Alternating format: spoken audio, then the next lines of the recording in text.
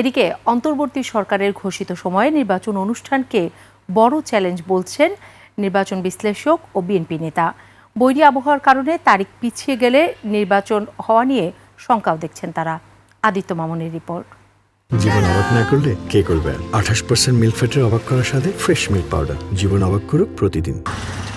BNP ও তাদের সমমনা রাজনৈতিক দল ডিসেম্বরেই নির্বাচন চাইলেও অন্তর্বর্তী সরকার আগামী বছরের এপ্রিলের প্রথম দিকে নির্বাচন অনুষ্ঠানের কথা জানায়। তবে ঘোষিত সময় নির্বাচন অনুষ্ঠানে কমিশনের চ্যালেঞ্জ আছে। নির্বাচন কমিশন সংস্কার কমিশনের প্রধান বলছেন, ভোটার তালিকা হালনাগাদ পুনরায় সীমানা নির্ধারণ করতে আরও সময়ের প্রয়োজন। আরেকটা বড় কাজ হলো আরপিও সংশোধন, জনপ্রতিনিধিত্ব আদেশ সংশোধন তৈরি করে আমরা সরকারের কাছে দিয়েছি এবং এগুলো করতে হবে।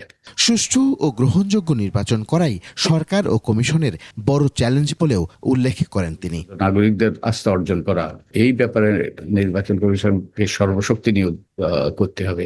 তবে বিএনপি বলছে, কমিশন প্রস্তুত থাকলেও আবহাওয়া অনুকূলে না থাকায় পিছিয়ে যেতে পারে নির্বাচন। যদি এপ্রিলে আমরা যাই, এই নির্বাচন না হওয়ার বিষয় নিয়ে অনেকে এখন হতাশা ব্যক্ত করছে। আদিত্য মামুন, 21 টেলিভিশন, ঢাকা।